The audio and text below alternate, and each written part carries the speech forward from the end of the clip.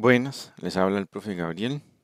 En esta tercera lección en relación al tema de turbomaquinaria, que es parte de un primer curso de dinámica de fluidos para grado universitario, vamos a hablar acerca de máquinas axiales.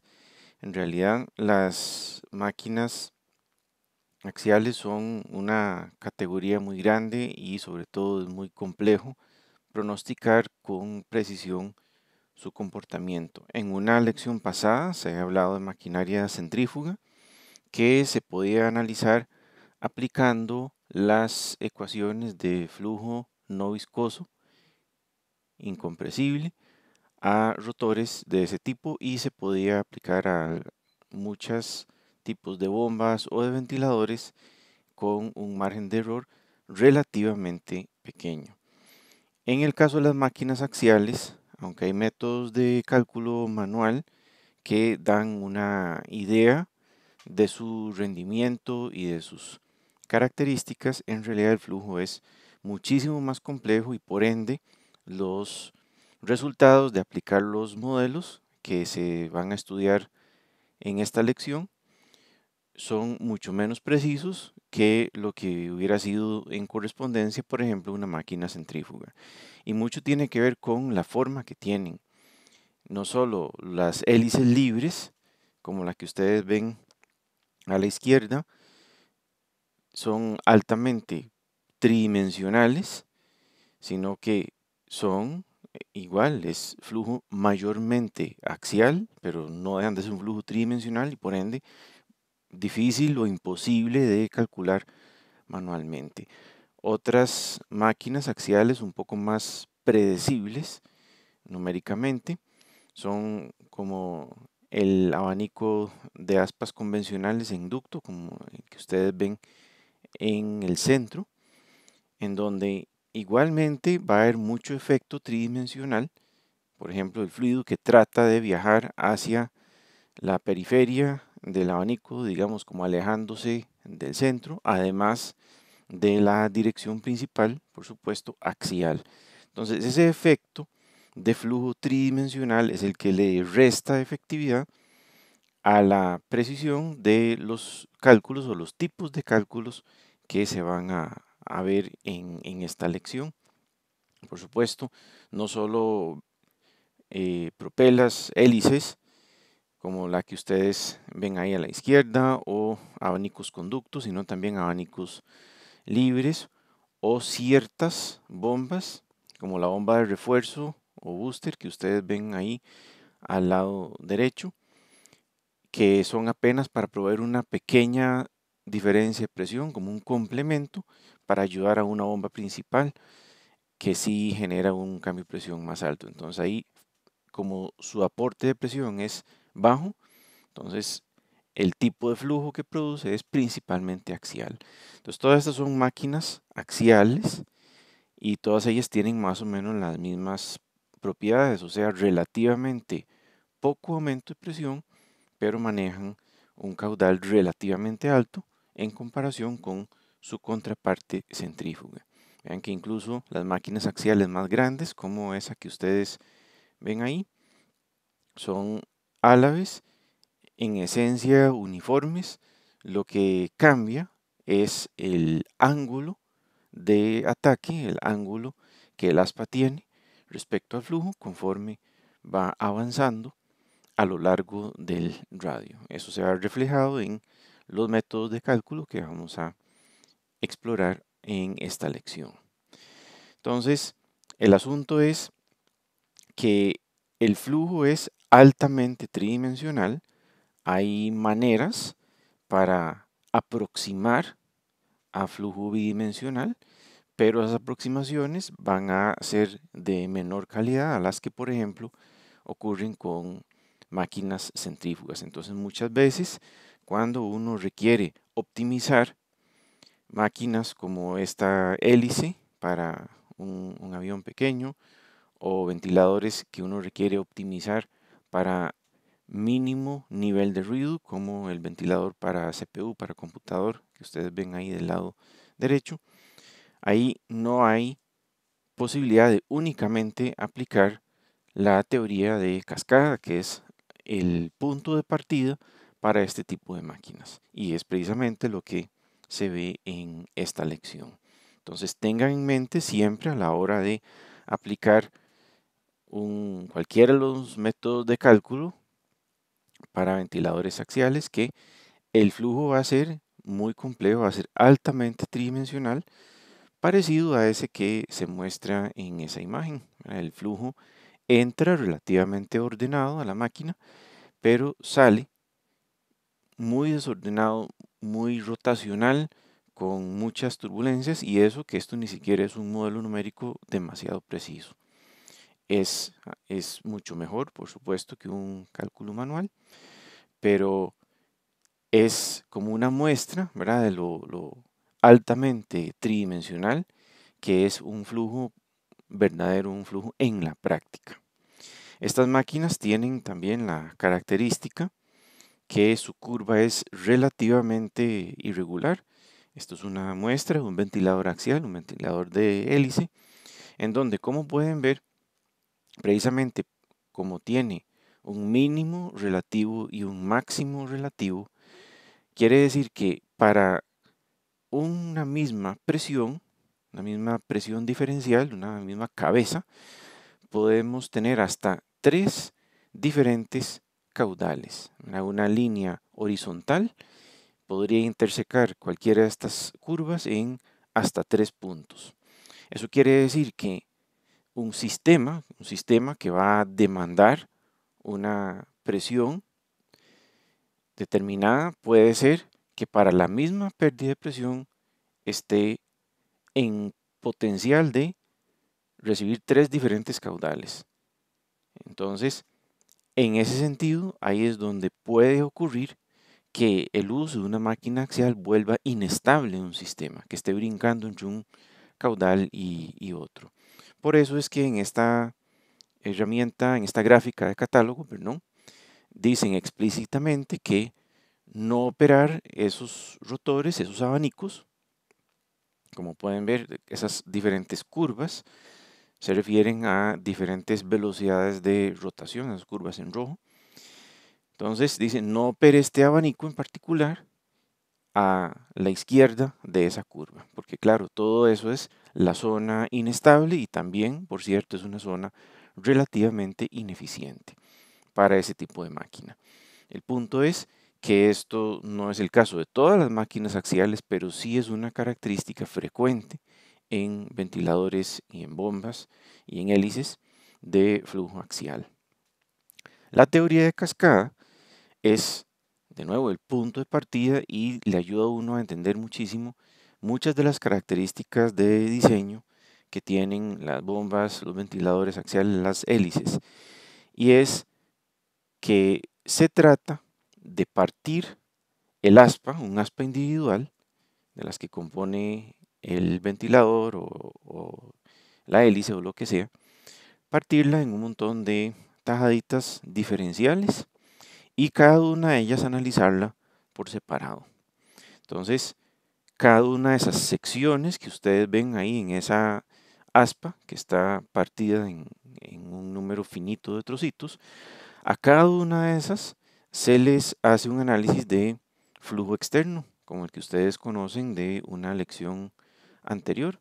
Entonces, ese flujo externo simplemente es la interacción entre un fluido y un perfil cualquiera, un perfil aerodinámico, si es un rotor más eficiente, pero puede ser cualquier perfil, puede ser un perfil plano, puede ser un perfil curvo, de membrana, de lámina delgada, o puede ser efectivamente un perfil aerodinámico. El asunto es que cualquiera que sea la sección transversal del aspa va a generar, según el ángulo de ataque, o sea, la orientación del aspa en ese punto, va a generar una carga de arrastre y va a generar una carga de sustentación. Como ustedes pueden ya haber adelantado ahí, esta carga de arrastre y esa carga de sustentación van a estar en dirección a la línea de cero ángulo de ataque. Y eso no necesariamente va a coincidir con la dirección en la que está orientada el aspa. Pueden ser diferentes, pueden ser iguales, por lo general son diferentes. Y en realidad son las componentes tangenciales, tanto de la fuerza de sustentación como la de arrastre, las que generan una carga de torque en el eje. Y son las componentes axiales, de nuevo, de la fuerza de sustentación y la fuerza de arrastre. Esas dos componentes sumadas generan la carga axial. Esto no afecta el motor, no afecta el torque, porque precisamente va en dirección axial, pero sí tiende, por supuesto, a flexionar el aspa, lo cual la puede hacer fallar o por lo menos deformarse. Y finalmente esa carga axial la va a tener que resistir los cojinetes del eje en que está montado esa hélice de ese rotor. Entonces, como pueden ver, aquí hay dos cargas que dependen de cuál es la condición de carga del perfil aerodinámico que se haya escogido. Ahora bien, les decía que no necesariamente el ángulo de ataque iba a ser igual al ángulo que hace el aspa con un plano que es perpendicular al eje de rotación.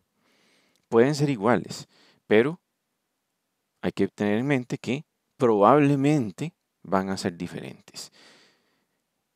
Muchas veces van a ser efectivamente parecidos. Entonces, ¿qué es lo que causa esto? La velocidad relativa del fluido respecto a esa aspa, como esa aspa está rotando, esa velocidad relativa va a depender de dos componentes.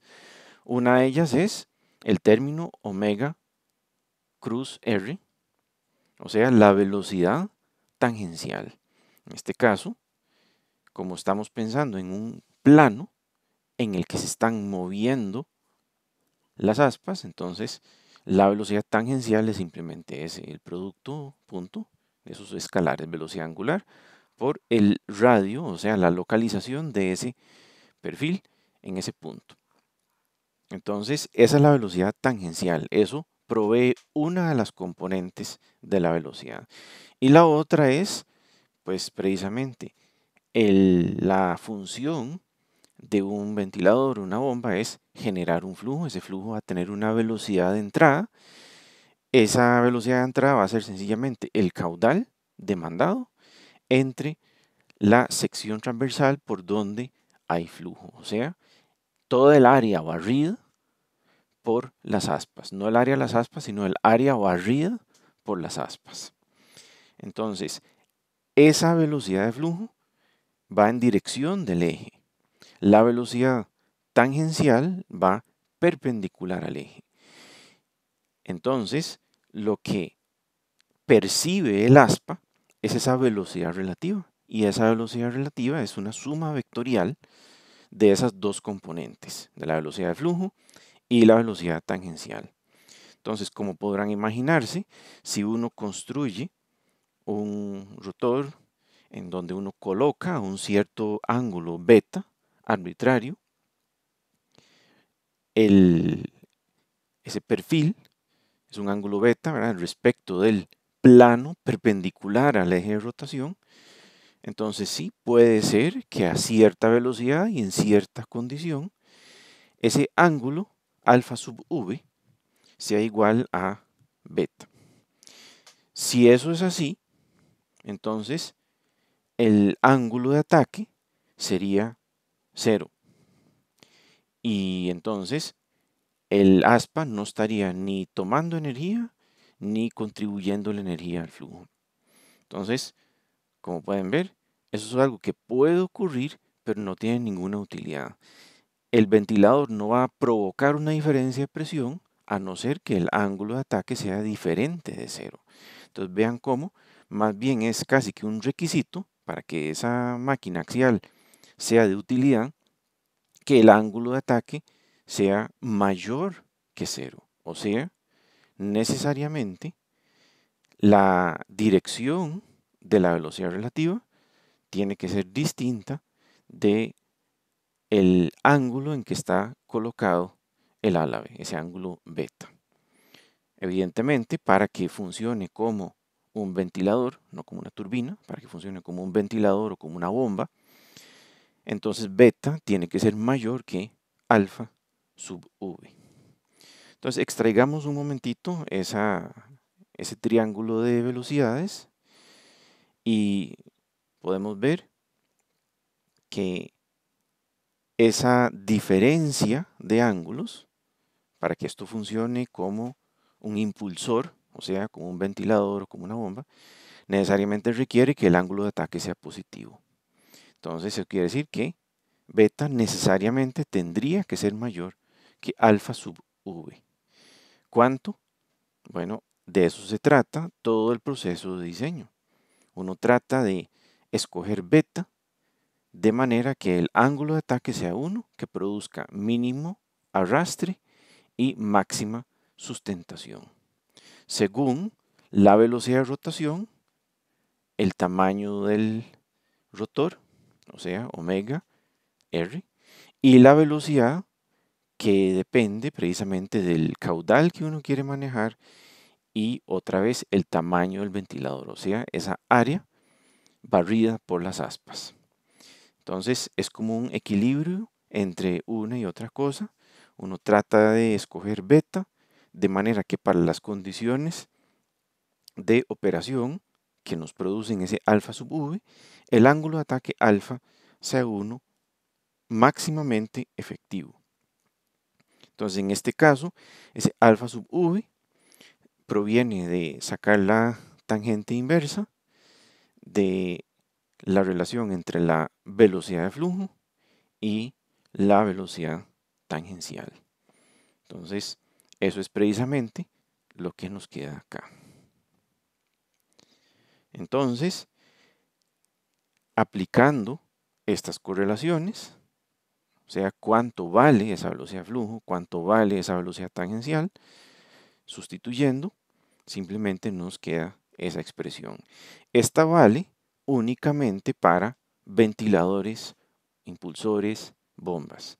Para el caso de una turbina eólica sería diferente el análisis porque la dirección del flujo no es esa, la dirección del flujo en lugar de ir digamos, de arriba a abajo, como aparece en este dibujo, iría de abajo a arriba. O sea, se aproxima por la zona inferior del álave y entonces esa ecuación es diferente. De hecho, es al revés, en lugar de VE entre omega por R, es omega por R entre VE. En este caso estamos con abanicos y volviendo a donde esto provino, recuerden que eso es solo para un trocito. Ese análisis que acabamos de hacer, habría que hacerlo infinitas veces a lo largo de todo el aspa, si fuéramos a usar elementos diferenciales, pero en la práctica, pues se hace un número finito, se parte en un número finito de trozos, cada trozo se analiza de esa manera y se suman entonces los resultados. Esto es necesario porque, como ya acabamos de ver, estamos diciendo que hay algunas cosas que son función de R, el radio. Entonces el radio va cambiando de acuerdo a cuál de esos elementitos estamos manejando. Entonces eso es lo que se refiere a velocidad. Esa velocidad la vamos a requerir para encontrar el número de Reynolds con el dato de velocidad y ángulo de ataque. Entonces ya podemos entrar a estimar cuánto vale el coeficiente de arrastre y el coeficiente de sustentación para cada uno de esos puntos. Entonces, cuando hacemos eso, nos va a generar una fuerza de sustentación y una fuerza de arrastre. Entonces, en cada uno de estos elementos, lo que vamos a tener es un diferencial de fuerza. Después vamos a tener que sumarlo, vamos a tener que hacer una integral ahí. Un diferencial de fuerza para cada una de estas componentes que son las que se muestran en rojo. Entonces, vean que esa línea que ustedes ven ahí está orientada, ¿sí? Con beta Pero eso es, ojo, respecto de la línea de ángulo de ataque cero, que es el punto de referencia, son las coordenadas locales a partir de las cuales se da la dirección de la fuerza de arrastre y la fuerza de sustentación. O sea, aquí no estamos implicando que el ángulo de ataque sea cero. Simplemente es que esa línea negra que ustedes ven ahí, con dirección beta, es la que corresponde a ángulo de ataque cero y son quienes nos ubican las direcciones de F sub L y F sub D, o en este caso, los elementos diferenciales. Ahora, para efectos de calcular el torque, yo no necesito las cargas en dirección de la línea de cero ángulo de ataque, no las necesito en dirección beta, yo las necesito en dirección perpendicular al eje para poder calcular el torque y en dirección paralela al eje, en dirección axial, para calcular la reacción axial en el cojinete, la reacción axial que tienen que sufrir las aspas, ¿verdad? Que las van a flexionar, que son esas dos fuerzas que ustedes ven ahí dibujadas en azul. Entonces, en dirección tangencial sería lo que ustedes en este dibujo ven como horizontal. Entonces proyectamos DFD y proyectamos DFL en dirección horizontal. Entonces sumamos esas dos componentes horizontales y queda pues precisamente lo que ustedes ven ahí, DFL por seno de beta más DFD coseno de beta. Hacemos lo mismo con las componentes verticales que tal vez en este momento no son de interés inmediato, porque lo que nos interesa ahora es el torque. Entonces el torque efectivo en el eje va a ser esa fuerza horizontal, esas dos componentes horizontales. Una parte proviene de la fuerza de arrastre, otra parte proviene de la fuerza de sustentación. Entonces, esas dos sumadas son las que podemos multiplicar por el radio para obtener el torque. Precisamente, entonces, esa carga horizontal es la que multiplicamos por R. Podemos hacerlo por componentes, como aparece ahí. Pero al fin y al cabo es una contribución por la fuerza de sustentación, otra más por la fuerza de arrastre. Entonces está proyectado con coseno y con seno de acuerdo a cada caso. Estos diferenciales de fuerza son fuerzas de arrastre y sustentación. Cada una de ellas es un coeficiente por velocidad absoluta relativa al cuadrado entre 2 por la densidad por el área. Eso es justamente lo que aplicamos acá. El área, vean que no es el área de toda la aspa, es apenas de ese elemento diferencial. Recuerden que estamos todavía únicamente analizando un trocito, una pequeña sección, y después vamos a tener que aplicar una integral. Entonces, en ese caso, nosotros lo que necesitaríamos hacer es, para ir eliminando variables, es poner ese dA como función del radio, o por lo menos como función del dr, que es el ancho de ese elemento diferencial. Entonces, sabemos que ese va a ser el diferencial de aporte de torque, la suma de esas dos que tenemos ahí, la contribución de cada una de estas, como función de precisamente el ángulo de ataque y el número de Reynolds. Entonces el dA es simplemente el ancho del elemento pequeño, que es dr, por su cuerda, que es simplemente la longitud, digamos, como decir, el ancho del aspa en ese punto, por la cuerda, o sea, la cuerda de ese perfil aerodinámico. Y beta puede ser que sea constante, beta puede ser que sea variable en rotores eficientes, diseñados con cuidado. Este beta cambia, como ustedes pueden ver en el mismo dibujo que ustedes tienen a la derecha. Ahí está cambiando, se ve claramente donde el ángulo beta empieza desde un máximo en la base hasta un mínimo en la punta. La base es obviamente el extremo más a la derecha y entonces es un beta alto, ahí va cambiando ese beta, ese ángulo, hasta ser el mínimo en la punta. Ese ángulo no es lo único que cambia, por supuesto, en ese dibujo también la sección transversal y otros aspectos van cambiando ahí, pero lo principal que estamos comentando acá es, bueno, cuál sería su ángulo absoluto, el ángulo absoluto de ese perfil respecto de el plano perpendicular al eje de rotación. Entonces, por un lado tenemos esas dos equivalencias en donde estamos poniendo explícitamente caudal entre área como simplemente la velocidad de entrada y omega por r, que es la velocidad tangencial, como las dos componentes. Entonces, v de r es la magnitud de la velocidad relativa entre el flujo y el perfil aerodinámico. Entonces, sustituyendo esto en la ecuación de torque, lo podemos integrar desde un radio interior hasta un radio exterior, o sea, el radio interior es el radio del rotor en la base del aspa, radio exterior es el radio del rotor en la punta del aspa. Entonces, integramos y sabiendo que eso era para solo un aspa, pues hay que multiplicarlo por el número de álabes. Esto es suponiendo que los álabes no se estorban entre sí. En realidad esto sí ocurre, hay turbulencia, la estela de un aspa afecta el rendimiento de la que viene atrás, pero de nuevo estamos aplicando teoría cascada, que es la primera aproximación que estamos usando para ventiladores y máquinas axiales en general. Entonces, ¿cómo podrán imaginarse esa integral que ustedes ven ahí?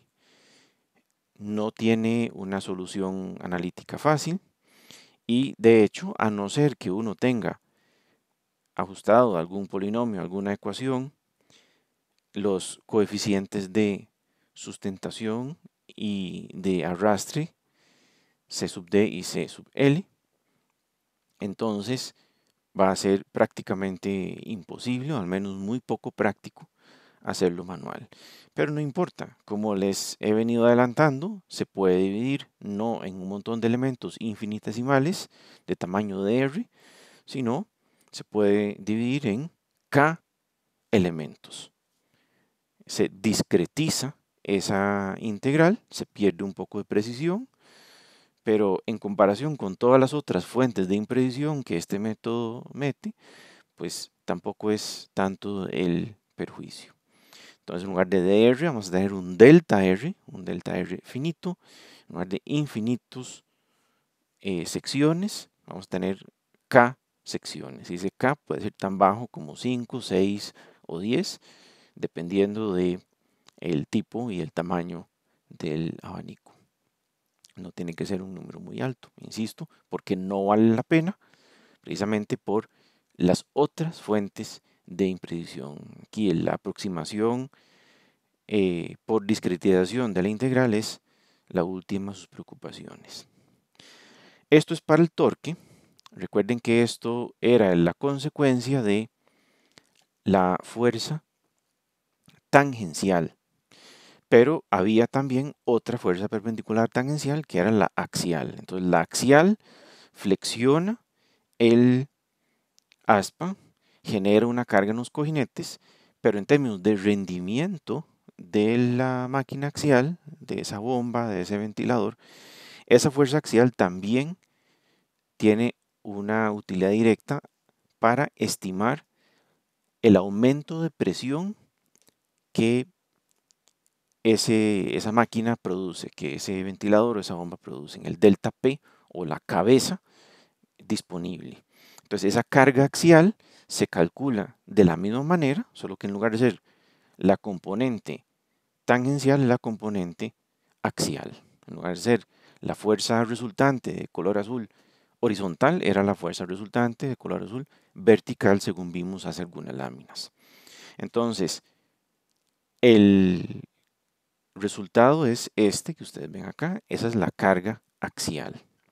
Y evidentemente, en cuanto a cuánto vale para efectos de escoger los cojinetes o de diseñar las aspas para que no se flexionen demasiado, no vayan a fallar, pues sí, para eso sirve, pero para efectos de rendimiento como máquina hidráulica, esta fuerza axial es precisamente la que genera el aumento de presión. Entonces se puede utilizar como para estimar el aumento de presión promedio. Entonces esa fuerza axial, si la dividimos entre el área de barrido de las aspas, la misma que se usó para estimar la velocidad de flujo, el caudal entre área, entonces esa misma área, esa es el área de barrido de las aspas, entonces esta fuerza axial la dividimos entre esa área de barrido y me da un estimador de el aumento de presión que esa máquina axial va a producir. Entonces, como pueden ver, los factores que entran son los mismos, es el coeficiente de arrastre, el coeficiente de sustentación, la velocidad de entrada, la velocidad de rotación y el radio interior y el radio exterior, así como los elementos en que se dividió el abanico o la bomba. Entonces, esto es, en resumen, de manera muy rápida, teoría de cascada aplicada a un impulsor axial. Para ver un poco los números que esto genera y algunas dificultades también que nos aparecen, les muestro por acá un proceso de cálculo para una máquina muy sencilla. Como pueden ver, es un abanico pequeño, ven que su diámetro es cercano a un metro más o menos. Menos de un metro, en realidad son 6 aspas, como pueden ver ahí. Son aspas relativamente planas, están fabricadas en lámina, que corresponden a ese perfil que ustedes ven ahí. De ahí vamos a sacar los datos de C sub L y C sub D. Y el ancho de las aspas es constante. El ángulo de aspa también es constante. Ese es el caudal esperado de 2 metros cúbicos y medio por segundo. La parte como no usable del rotor o el cubo, que a veces se le llama, es como decir, un área ahí de 17 centímetros de diámetro. Y todo esto está para operarse en una atmósfera normal. Entonces, los datos de atmósfera normal son esos de densidad de viscosidad que ustedes ven ahí. Entonces, es la velocidad de rotación. Y lo que nos preguntan es cuál es la potencia que se prevé que esta máquina vaya a absorber, qué es lo que hay que entregarle. Entonces, el punto de partida es la velocidad de entrada, entonces con el caudal y las dimensiones del cubo y del largo de las aspas, entonces tenemos esa velocidad de más o menos 3.5 metros por segundo. La velocidad relativa, si la queremos calcular, es calculable, pero va a depender de dónde estamos ubicados en el aspa. Entonces, por ahora, esa velocidad relativa va a ser función de R. Entonces, ahí pueden ver explícito la transformación de unidades para la velocidad, y esta expresión la tendríamos que usar para varios cálculos más adelante, empezando por el número de Reynolds. Recuerden que el número de Reynolds se necesita para combinarlo con el ángulo de ataque y los datos experimentales para encontrar C sub L y C sub D para el perfil aerodinámico que estamos utilizando en la máquina. Entonces ahí lo ponemos de nuevo con los datos conocidos. De nuevo, Reynolds queda como función de R, todo lo demás conocido. Siguiente paso, aplicar las ecuaciones que habíamos presentado previamente para la contribución de fuerza, de arrastre y de fuerza de sustentación, que serían el coeficiente por la velocidad al cuadrado, entre 2 por la densidad por el área diferencial. En este caso, el área diferencial es C por dr. Entonces, C es constante, en este caso, dr es una de las variables que tenemos en este momento. Y estas fuerzas, recuerden, no van actuando en dirección del eje ni en dirección perpendicular al eje, están actuando en dirección beta. Entonces necesitamos proyectarlo a la dirección del eje y a la dirección perpendicular del eje, como vimos hace algunas láminas cuando esto se presentó. Entonces ese diagrama que ustedes ven ahí, viene la velocidad de entrada, vean que es paralela al eje, la velocidad de entrada. Después tenemos el ángulo beta, que es respecto de un plano perpendicular al eje, el ángulo de ataque efectivo y el ángulo alfa sub v, que es la que proviene de la proporción entre la velocidad de entrada y la velocidad tangencial, como vimos hace algunas láminas. Entonces, en ese momento se desarrolló esa expresión que ustedes ven ahí, que el ángulo de ataque efectivo alfa es beta menos alfa sub v. Y alfa sub v se obtiene del análisis del triángulo de velocidades, que es precisamente la expresión que ustedes ven ahí. Entonces,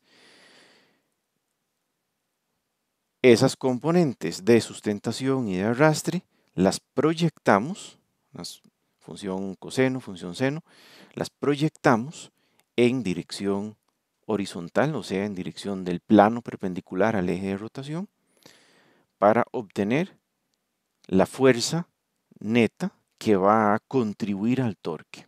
Entonces ese término dF sub L por seno de beta más dFd por coseno de beta, ese término es el que multiplicamos por R para obtener la contribución al torque. El otro término, el de F sub L por coseno de beta menos dF sub D por seno de beta, ese no nos produce una contribución al torque. Esa produciría o se utilizaría para calcular el aumento de presión o el efecto en el cojinete o la flexión en el aspa, que no es lo que nos interesa en este caso. Entonces, solo la componente horizontal, esa que ustedes van ahí viendo en dirección menos X, digamos, solo esa es la que necesitamos. Entonces multiplicamos por R, nos quedan esas expresiones y entonces, en resumen, para cada uno de esos elementitos, de momento infinitesimales, de tamaño dr, a una distancia r del centro de rotación, para cada uno de esos elementitos van a ser válidas estas tres ecuaciones. Esa para el número de Reynolds y esas otras dos para las contribuciones al torque por arrastre y por sustentación. Aquí estamos ya metiendo los valores correspondientes a este abanico. Esos 125,7 son las 1200 revoluciones por minuto pasadas a radianes por segundo y el 3.49 son la velocidad de entrada. Son 3.49 metros por segundo, la velocidad de entrada del flujo a este rotor. Ese valor de 0.035 es la cuerda C de las aspas. Pues ahí viene la densidad y la viscosidad para el caso del número de Reynolds y la densidad para el de T sub D y el de T sub L. Los ángulos de 18 grados son el beta, que es constante en este caso, y de nuevo el 0.035 es la cuerda de las aspas en todo momento, en este caso son constantes. Entonces, esto es infinitesimal, lo discretizamos, entonces cada uno de los D, R, D, T se nos vuelven delta R, delta T. Delta R arbitrariamente lo hacemos la longitud del aspa dividido entre 10, porque dividimos el aspa en 10 segmentos, se puede haber hecho en 20, se puede haber hecho en 5, En este caso lo hicimos en 10, entonces delta R son 40 milímetros, o sea, los 400 milímetros de largo del aspa entre 10. Entonces delta R es el número que les aparece ahí al final como 0.04 metros. En este momento, como ya lo tenemos discretizado, ya podemos aplicar esta ecuación. Esa es la integral, pero vean que es una integral discretizada. Entonces la sumatoria para todos los 10 elementos de cada una de las contribuciones de torque. Como son 6 aspas, N son 6, son 10 elementos, entonces K es 10. Y como ustedes pueden ver, ahí sustituimos las ecuaciones que teníamos en la lámina anterior. Lo único que queda como todavía no explícito es cuánto vale R sub I, cuánto vale C sub D sub I y C sub L sub I. Todo lo demás es conocido, se podría hacer la operación. Entonces los R sub I, vean que hay uno para I igual 1, otro para I igual 2 y así. Eso se refiere a la posición de cada uno de los segmentos, de esos 10 segmentos en que dividimos el aspa. Entonces el primero, su centro, estaría a el radio del cubo más la mitad de su ancho, o sea, más delta R medios. El siguiente sería el radio del cubo más el segmento anterior más la mitad del segmento. Y así vamos avanzando 1 más 1 más 1 más 1 los segmentos hasta llegar al último, que sería el radio del cubo más 10 veces el delta R menos la mitad, o mejor dicho, 9 por el delta R más la mitad, que es lo mismo. Vean que ahí no hay 9 números, hay 10 números, porque empezamos, como a decir, RC más 0 por delta R más delta R medios.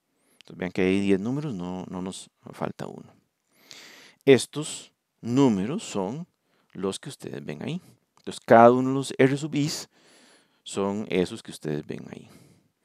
Entonces cada uno de ellos van a ser la contribución a esta ecuación que ustedes ven ahí. Entonces, ¿qué es lo que pasa? Ya sabemos los R sub i's. Ahora ocupamos para cada uno de ellos cuánto vale C sub L y C sub D. Y ellos dependen de cuánto vale ese Reynolds local y el ángulo de ataque efectivo local, que a su vez depende del radio. De nuevo, vean que en todo lado aparece ese R sub I. Entonces, esto se puede hacer paso a paso. Lo que sucede es que eso no nos ayudaría a entender mejor el proceso, más bien lo enredaría con muchos números, pero precisamente por eso vamos a mostrar una secuencia, pero en forma de cuadro. Entonces ahí están para cada una de las secciones, de las 10 secciones en las que se dividió, tenemos el valor local de R, cada uno de los R sub i's, la velocidad tangencial correspondiente, que hubiera sido R por omega, la velocidad relativa correspondiente, que recuerden hubiera sido entonces la velocidad de entrada al cuadrado más la velocidad tangencial al cuadrado, le sacamos raíz. Entonces esa sería esa velocidad absoluta, la magnitud de la velocidad relativa del flujo respecto del perfil.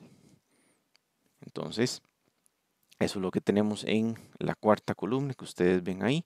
Con ese dato de velocidad ya se puede calcular el Reynolds correspondiente. De nuevo, con ese dato de radio y de omega, se puede calcular el alfa sub v. Recuerden que el alfa sub v era arco tangente de la velocidad de tangencial, omega por r, entre la velocidad de entrada. Entonces, ese ángulo es el ángulo relativo del flujo respecto del plano en el que está el rotor. El plano en el que está el rotor es perpendicular a su eje de rotación. Entonces ahí está el alfa sub v. Para encontrar el ángulo de ataque efectivo, o sea, cuál es el ángulo de ataque que está sufriendo el perfil aerodinámico, entonces hubiera sido beta menos alfa sub v, según vimos hace algunas láminas. Esa es la última columna que ustedes ven ahí. Entonces, como pueden ver, el ángulo de ataque empieza pequeño y llega a un máximo de 14.6, que ya en ese momento uno esperaría que haya algunos problemas, que ya haya problemas de pérdida, o sea que pierde sustentación el perfil aerodinámico. Pero eso no lo sabemos en este momento, tenemos que usar la columna de Reynolds y la columna de alfa, alfa a secas, ángulo de ataque. Entonces para cada una de esas parejas Reynolds con ángulo de ataque tenemos que consultar un cuadro, una gráfica, una aplicación para obtener cuánto valen los coeficientes de sustentación C sub L y coeficiente de arrastre C sub D, que son los que ustedes ven ahí.